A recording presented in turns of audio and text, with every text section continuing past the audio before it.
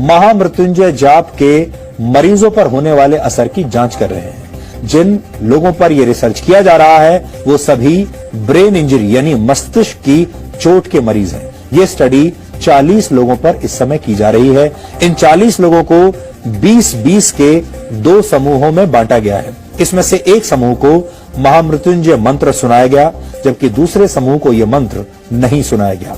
जिन मरीजों के लिए महामृत्युंजय मंत्र का जाप किया गया उनमें से कई मरीज कोमा में थे। हालांकि इस रिसर्च का तरीका थोड़ा अलग है, क्योंकि मंत्र पढ़ने का काम अस्पताल में नहीं बल्कि अस्पताल से 13 किलोमीटर दूर संस्कृत विद्यापीठ में किया जा रहा है। इसे समझाने के लिए हम आपको अस्पताल की कुछ तस्वीरें आज दिखाएंगे। ये उन मरीजों की तस्वीरें हैं जिन पर राम मनोहर लोहिया अस्पताल में रिसर्च की जा रही है। सही तरीके से मंत्रों का पाठ करने के लिए इस अस्पताल के डॉक्टरों ने दिल्ली के संस्कृत विद्यापीठ से संपर्क किया। इसके बाद वहां के पंडितों ने मरीजों को उनके परिवार वालों की मौजूदगी में महामृत्युंजय मंत्र का संकल्प करवाया। डॉक्टरों और मंत्रोच्चार करने वाले आचार्यों का कहना है कि मंत्रों की शक्ति से 20 में से 18 मरीजों को बचा लिया गया, जबकि जिन मरीजों के लिए मंत्रों का पाठ नहीं हुआ उन मरीजों में कोई सुधार नहीं देखा गया।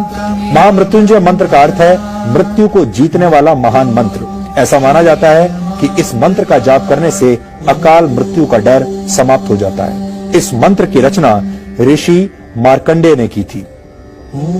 इस मंत्र का मतलब है कि हम भगवान शिव की पूजा करते हैं, जिनके 3 नेत्र हैं, जो हर श्वास में जीवन शक्ति का संचार करते हैं और पूरे जगत का पालन पोषण करते हैं। इसे त्र्यंबकम मंत्र, रुद्र मंत्र और मृत संजीवनी मंत्र भी कहा जाता है। ऋग्वेद के 7वें अध्याय, यजुर्वेद के 3रे अध्याय और अथर्ववेद के 14वें छंद में इस मंत्र के बारे में बताया गया है। ऋषियों ने महामृत्युंजय मंत्र को वेदों का हृदय भी कहा है। कुछ समय पहले एम्स ने भी गायत्री मंत्र के वैज्ञानिक महत्व को मरीजों के एमआरआई टेस्ट में हुए बदलावों से साबित किया था, लेकिन इन दोनों रिसर्च में काफी फर्क है। एम्स में मरीजों ने खुद गायत्री मंत्र का जाप किया था, लेकिन महामृत्युंजय पाठ संस्कृत विद्यापीठ में आचार्यों द्वारा किया जा रहा है और मरीज वहां से कई किलोमीटर दूर अस्पताल के आईसीयू में भर्ती हैं। इस रिसर्च के जरिए ये समझने की कोशिश की जा रही है कि वेदों और धर्म ग्रंथों में किसी दूसरे के लिए प्रार्थना करने के असर का जो महत्व बताया गया है, क्या उसका कोई वैज्ञानिक आधार है भी या नहीं। भारत सरकार की सबसे बड़ी मेडिकल रिसर्च संस्था Indian council for medical research ने इस स्टडी को फंड किया है। ये स्टडी 3 वर्ष के लिए की जा रही है, जिसमें से 1.5 साल का समय पूरा हो चुका है। यानी आप कह सकते हैं कि आस्था और विज्ञान के इस अनोखे मेल के फाइनल नतीजे आने में अभी 1.5 साल का वक्त और लगेगा।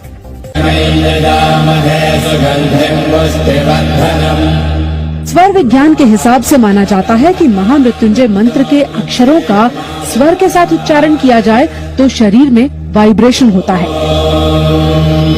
ये वाइब्रेशन दिमाग की नसों को सक्रिय करने में मदद करता है। हालांकि यहाँ ध्यान देने वाली बात यह है कि इस प्रयोग में मरीज खुद मंत्र नहीं पढ़ रहा है, बल्कि उसके लिए पंडित एक तरह से अनुष्ठान कर रहे हैं। यानी इस रिसर्च का आधार पूरी तरह से आस्था के विज्ञान पर टिका है। दुनिया भर में ये अपनी तरह की पहली रिसर्च कही जा सकती है। इसीलिए इस रिसर्च के तरीकों को लेकर जितने सवाल हैं, उतना ही इंतजार रिसर्च के फाइनल नतीजों का किया जा रहा है। मेडिकल साइंस की भाषा का एक बड़ा प्रचलित शब्द है जिसे कहते हैं प्लेसिबो इफेक्ट। यानी अगर आप ये मान लें कि कोई दवा आपकी किसी बीमारी को ठीक कर सकती है, तो कई बार वो दवा सच में आपके काम आ जाती है और वो काम कर जाती है, जबकि असल में आपको दवा नहीं सिर्फ मीठी गोलियां खिलाई जा रही होती है। ये सब होता है उस इलाज के प्रति आपकी आस्था और विश्वास के जरिए। इस आस्था से आप में ऐसे शारीरिक और मानसिक बदलाव होते हैं कि आप अपने आप ठीक हो जाते हैं। इसे ही प्लेसिबो इफेक्ट कहा जाता है। विज्ञान जिसे प्लेसिबो कहता है, उसे आप आस्था या विश्वास कह सकते हैं। कई बार आपने देखा होगा जब बहुत सारे लोग ऐसे होते हैं जिन्हें ये लगता है कि वो बहुत बीमार हैं, उनके अंदर बहुत बड़ी कोई बड़ी बीमारी आ गई है, वो डॉक्टर के पास जाते हैं। डॉक्टर जानते हैं कि उन्हें कोई ऐसी बीमारी नहीं है और डॉक्टर उन्हें या तो कोई विटामिन की गोली दे देते हैं या कोई मीठी गोली खाने के लिए दे देते हैं, ये कहकर कि इससे आप ठीक हो जाएंगे, और मरीज को गोली खाने के बाद सच में ऐसा लगने लगता है कि वो ठीक हो गया है। आपने अक्सर ये भी देखा होगा कि डॉक्टर बीमार मरीज के घर वालों को ये सलाह देते हैं कि आप प्रार्थना कीजिए, मरीज के अच्छे स्वास्थ्य के लिए दुआएं कीजिए। दुआओं में असर होता है, ये आपका विश्वास हो सकता है, लेकिन अगर इस शोध के नतीजे सकारात्मक हुए तो हम ये भी कह सकेंगे कि दुआओं में सिर्फ असर ही नहीं, विज्ञान भी होता है। हालांकि ये विवाद बहुत पुराना है। साइंस, विज्ञान और धर्म के बीच ये जो टकराव है ये हमेशा से रहा है, आगे भी रहेगा, और इसीलिए इस टकराव को कम करने के लिए इस तरह की जो स्टडीज हैं वो होती रही है, आगे भी होती रहेंगी, और हम उनके बारे में आपको ऐसे ही बताते रहेंगे।